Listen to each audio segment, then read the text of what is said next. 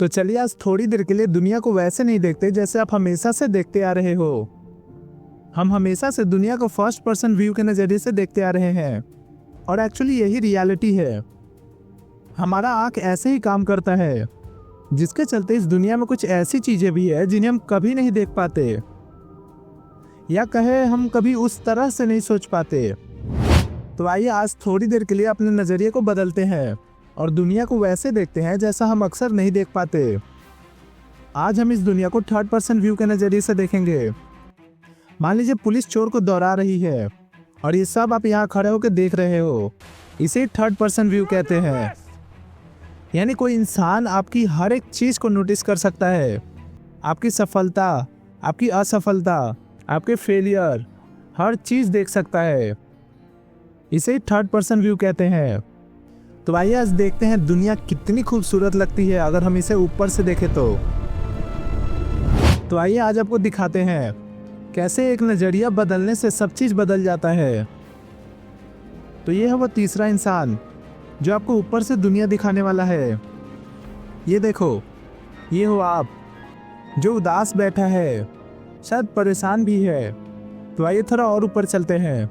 ये देखिए, अब आप अकेले नहीं हो जो उदास है, जो परेशान है। आप जैसा बहुत कोई है जो इस वक्त परेशान है। कोई एग्ज़ाम में फेल हो गया है, कोई अपने बॉस से परेशान है, कोई नौकरी की तलाश में है और कोई नौकरी से परेशान है। सभी को कुछ ना कुछ दिक्कत है, कोई भी दिल से खुश नहीं है। आइए थोड़ा और ऊपर चलते हैं। अब बताइए, क्या आपको कहीं दुख और निराशा दिख रहा है? सब कुछ अपने रफ्तार से चल रहा है, जैसे नदी एक लय में बहती है। क्या आप नीचे अपने आप को देख पा रहे हो? एक बार खोजने की कोशिश करो। अब आपको हर कुछ एक जैसा लग रहा होगा। ना कोई बड़ा, ना कोई छोटा, ना कोई अमीर, ना कोई गरीब, सब एक जैसा लग रहा होगा। अब यहाँ से आप इस पूरी दुनिया का नज़ारा देखिए, एक कितना खूबसूरत है। और एक लंबी गहरी सांस ले लो, क्योंकि हम और ऊपर चलने वाले हैं।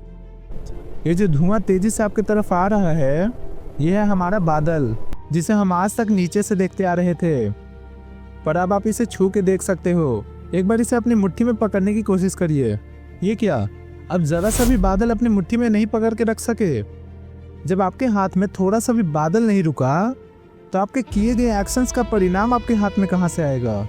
इसलिए आप अपने सिर्फ कर्म को करते जाओ और उसके परिणाम की चिंता मत करो। ठीक इस बादल की तरह वो आएगा, आपको छुएगा और फिर पार होके चला जाएगा। फिर दूसरा बादल आएगा, वो भी आपको छुएगा और पार होके चला जाएगा। और ऐसा ही हमारे साथ भी होता है। नीचे उस धरती पे हमारे पास भी दुख आती है, फिर चला जाता है, फिर सुख आता है, वो भी चला जाता है, फिर दुख आता है, और ये साइकिल ऐसे ही चलते रहता है। तो कभी भी इसे पकड़ने की कोशिश मत करो, क्योंकि उसका कोई फ़ायदा नहीं होने वाला है। बस इस जीवन की गति में बहते रहो। आइए थोड़ा और ऊपर चलते हैं। अब देखिए नीचे, अब तो कोई इंसान भी नहीं दिख रहा। अब आप किससे लड़ोगे? किससे झगड़ा करोगे? किसको हराने का प्रयत्न करोगे? किससे प्रतियोगिता करोगे? एक गहरी सांस लो। अब अपने सारे चिंताओं से मुक्त हो जाओ और बस इस पल का आनंद लो। आइए थोड़ा और ऊपर चलते हैं। यह है हमारी पृथ्वी और यह है अनंत ब्रह्मांड, जिसमें एक छोटी सी धरती घूम रही है। और अगर यहाँ से देखा जाए तो आप शायद यहाँ पे कहीं होगे। अब आप देख रहे हो ऊपर से दुनिया कितनी अलग दिखती है। ये ब्रह्मांड इतना बड़ा है कि धरती बस इसका छोटा सा अंश है। तो सोचिए आपका क्या हाल होगा। हम इस अनंत ब्रह्मांड में बस एक छोटी सी कण है, जिसका कोई महत्व नहीं है। आइए थोड़ा और ऊपर चलते हैं। यह है हमारा मिल्की वे, हमारी गैलेक्सी, जो कि खुद इस ब्रह्मांड का बस एक छोटा सा कण है। अब आप एक बार इमेजिन करिए, क्या आपके किए गए कर्मों का यहाँ इफेक्ट पड़ता होगा? तो चलिए अब वापस चलते हैं जहाँ से इस सफर की शुरुआत हुई थी।